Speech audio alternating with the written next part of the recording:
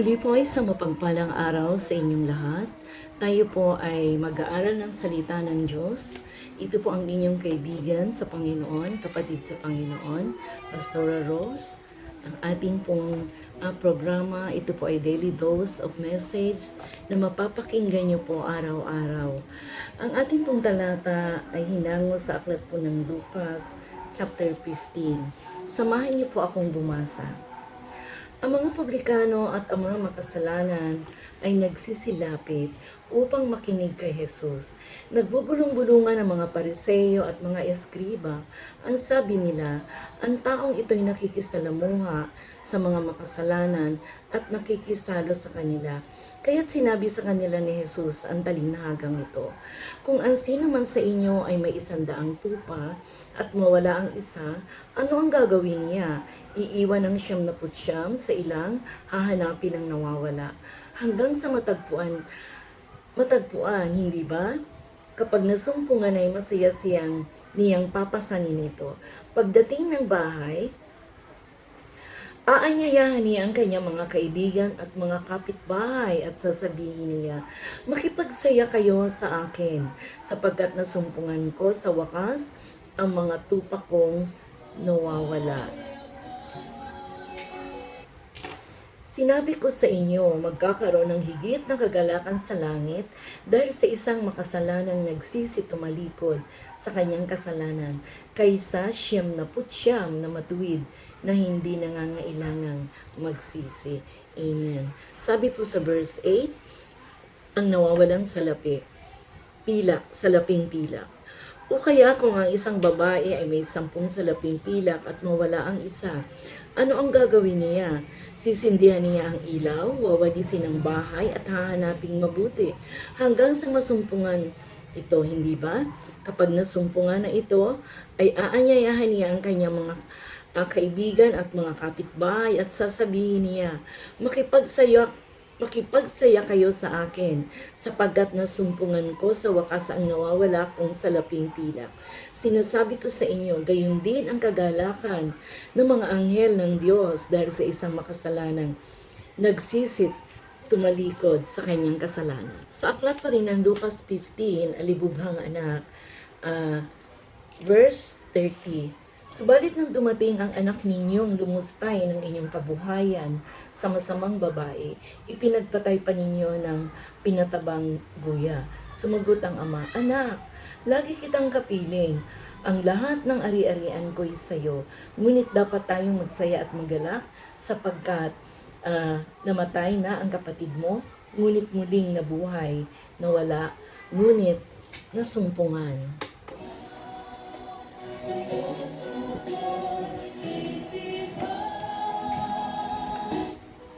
Tayo po ay manalangin, dakilang Ama, nagpupuri kami sa iyo at nagpapasalamat.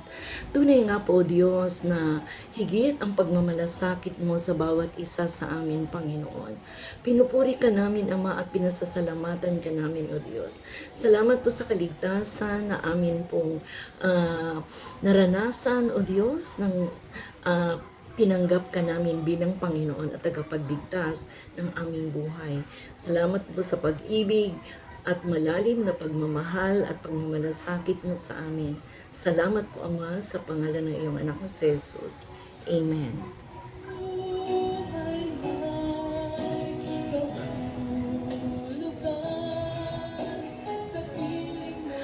Ito po ay pamamagatan kong malalim na pagpapahalaga sa mga makasalanan. Yung pong malalim na pagpapahalagang ipinapakita ng Panginoon sa mga makasalanan, gaya po ng pagtanggap at pakisalo sa mga ito, ang madalas na pinupuna ng mga pariseyo, eskriba at mga tao. Amen po. Ano ang dahilan ng pagpapahalagang ito? Ipinapakita ng Panginoon ang dahilan ng kanyang malalim na pagpapahalaga sa pamamagitan ng 3 talinghaga. Ang nawawalang tupa, ang nawawalang salapi, at ang alibughang anak. Ipinapahayag ng mga salitang may 100 tupa, may 10 salaping pilak, may 2 anak, na sila ay pag-aari ng Diyos. Bukod dito, ang paglalarawang ginamit ay ang pangkaraniwang mahahalagang pag-aari ng panahong iyon, kagaya ng tupa, pilak, at anak. Paano ba natin dapat pakitunguhan ang mga di mananampalataya? Nakakalungkot na marami pong Kristiyano ang hindi marunong makitungo sa mga tulad nila. Para sa iba, itinuturing nila ang pakikipagkaibigan sa kanila ay pakikiisa na rin sa kanilang mga kasamaan. Ngunit maaari namang makisama sa kanila nang di nakikiisa sa kanilang ginagawang kasalanan. Tandaan po natin na sila man ay nilikha ng Diyos at minamahal niya. Nais niyang manumbalik sila sa Kanya at huwag mapahamak. Amen. Sa 2 Pedro chapter 3 verse 9. Amen. Paano po natin maipapakita o maipadarama ang pag-ibig ng Diyos sa mga makasalanan? Tulad ni Jesus, maging maunawain tayo at mapagmahal sa kanila sapagkat sa pamamagitan nito, maaari silang makakilala sa Diyos. Nagsalaysay si Jesus ng 3 talinghaga sa kanila upang ipakita kung bakit tinatanggap niya ang mga makasalanan. Ang talinghaga ng nawawalang tupa, ang talinghaga ng nawawalang salapi, at ang talinghaga ng alibughang anak. Amen. Kasi nung pong time na yon, nagbubulong-bulungan po yung mga pariseo at mga guro ng kautusan laban kay Jesus sapagkat nakikihalubilo siya sa makasalanan. Kaya nagsalaysay si Jesus ng 3 talinghaga sa kanila upang ipakita kung bakit tinatanggap niya ang mga makasalanan. Amen po. Dito po sa talinghaga ng nawawalang salapi, ang turong napapaloob sa talinhagang ito ay katulad din ng nasa talinhaga ng nawawalang tupa. Angkop ito sa mga mananampalatayang naligaw ng landas at gayon din sa mga di mananampalatayang hindi pa nasusumpungan ng tamang daan. Itinuturo ng 2 talinghagang ito na ang Diyos ay maibiging Ama na humahanap sa mga naliligaw. Walang ibang reliyon sa buong daigdig ang nagtuturo na hinahanap ng Diyos ang tao. Sinugo ng Diyos ang kanyang bugtong na anak na si Kristo sa sanlibutan upang hanapin tayo. Sabi nga po sa Lucas 19, chapter 19, verse 10. Si Kristo po ay tulad ng isang mabuting pastol. Ibinigay niya ang kanyang buhay upang hanapin ang nawawalang tupa. Sa John chapter 10, verse 11, ibinuhos ng Diyos ang dugo ng sarili niyang anak para lamang tayo ay mapanumbalik sa Kanya at maligtas. Amen? Tayo ay binili sa malaking halaga, ang halaga ng dugo ni Kristo. Sa 1 Corinthians 6 verse 20, kung ang Diyos ay handang magbayad ng gayong kalaking halaga, isipin na lamang kung gaano kahalaga ang bawat tao sa kanyang paningin. Kaya nga, gayon na lamang ang pagsasaya doon sa langit dahil sa isang makasalanang nagsisi. Pagkatapos, dito sa alibughang anak na talinghaga din, inilahad ni Jesus ang 3 talinghagang ito. Ito ay tungkol sa isang bunsong anak na kinuha ang kanyang mana at nagtungo sa malayong lupain at nilustay doon ang lahat ng kanyang kayamanan sa palunging pamumuhay. Iniisip ng anak sa sarili, ngayon ay malaya na ako at magagawa ko ng anumang maibigan ko. Hindi ko na kailangang sundin ang aking ama. Dito'y makikita natin ang pangunahing kasalanan ng tao laban sa Diyos ay pagsuway at paghihimagsik. Nais ng taong gawin ang kanyang maibigan kaya dumalayo siya sa Diyos. Amen? Nagtungo ang bunsong anak sa malayong lupain at ginugol ang kanyang buhay sa kasalanan. Ngunit ano ang nangyari sa kanya? Lahat ng pagpapala, lahat ng manang ipinagkaloob sa kanya ng ama ay nalustay, nawala. Inakala niyang matatamo niya ang kanyang kalayaan, ngunit sa halip, yun ay nawala. Naging alipin siya ng kasalanan.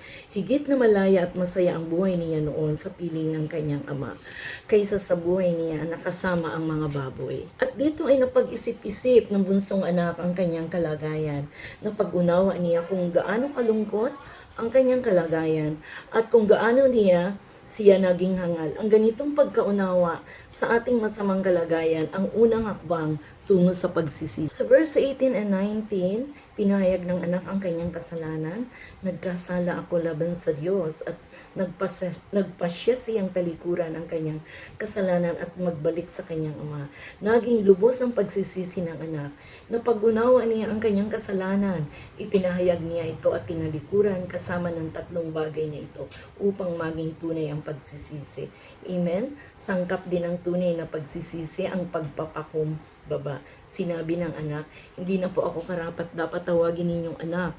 Bilang na lamang ninyo akong isa sa inyong upahan. Dito po kung atin pong mapapansin sa kwento, inihanda ng anak ang eksaktong sasabihin niya sa kanyang ama. Kung tayo ay nagkakasala laban sa Diyos o sa ibang tao at nais nating pagsisihan ang nasabing kasalanan, mabuting paghandaan din natin ang ating sasabihin. Amen? Huwag nating sikaping itago ang ating kasalanan. Buong katapatang ipahayag natin ang ating pagkakasala. Sa ganito lamang natin matatamo ang kapatawaran ng Diyos. Pansinin po natin, sabi ng anak, nagkasala po ako laban sa Diyos at sa inyo. Tandaan po natin sa tuwing nagkakasala tayo sa ating kapwa, nagkakasala rin tayo laban sa Diyos. Ang totoo, lahat ng kasalanan ay laban sa Diyos. Makita po natin sa kwento ng ama ay matagal nang naghihintay at nagbabantay sa pagbabalik ng kanyang alibugang anak. Hindi siya nawala ng pag-asa, hindi nawala ang kanyang pag-ibig sa kanyang anak. Bagamat hindi na siya iniibig nito at samantalang nasa malayo pang anak, natanawanan niya ang kanyang ama at labis itong nahabag sa kanya. Amen. Bago pa man natapos ang anak ang kanyang inihandang pagsasabi ng kasalanan, napatawad na siya ng kanyang ama at muli siyang ibinalik sa pagiging tunay na anak. Ang anak ay di na karapat-dapat ituring na anak, subalit hindi siya pinakitunguhan ng ama ayon sa nararapat, kundi ayon sa kanyang pag-ibig at biyaya. Ganito ipinapakitunguhan ng Diyos ang lahat ng taong tunay na nagsisisi. Amen? Kung paanong nagalak ang pastol nang masumpungan niya ang nawawalang tupa, gayon din ang kagalakan ng ama nang masumpukan ang nawala niyang anak, sapagkat ang kanyang anak ay namatay na at ngayon ay muling nabuhay. Makikita natin sa talinagang ito ang pag-ibig at kahabagan ng Diyos sa lahat ng lumalapit sa Kanya na may pusong tunay na nagsisisi. Hindi tayo pagbibighaan at parurusahan, tatanggapin niya tayo na waring hindi tayo kailanman nagkasala. Hindi niya aalalahanin pa ang ating mga kasalanan. Amen. Hallelujah. Purihin po ang Diyos na labis pong nagmamahal sa atin. Tunay na mahal po ng Diyos ang mga makasalanan at nais niya na sila ay magbalik loob sa Kanya. Amen. Sabi nga ng Panginoon sa aklat ng Isaiah chapter 1 verse 18, halik kayo, magliwanagan tayo kahit gaano karami, kaitim at kapulangin yung mga kasalanan. Kung kayo lalapit sa akin, kayo'y aking papuputiin. Amen. Tunay nga po na ang Diyos ay mapagpatawad. Amen po. At nawa po ay wag po tayo mag-atubiling lumapit sa ating Panginoon. Kung tayo po ay nagkakasala, kakamit po natin ang kapatawaran na nagmumula sa Kanya. Mahal po ng Diyos ang sangkatauhan. Amen po ba? Sabi nga ay isang makasalanang nagbalik loob sa Diyos, libu-libong anghel nagkakatuwaan sa langit. Amen. Nawa po ay napagpala kayo ng ating pong talata sa umagang ito. Maraming pong salamat. Pagpalain po kayo ng Panginoon. Amen.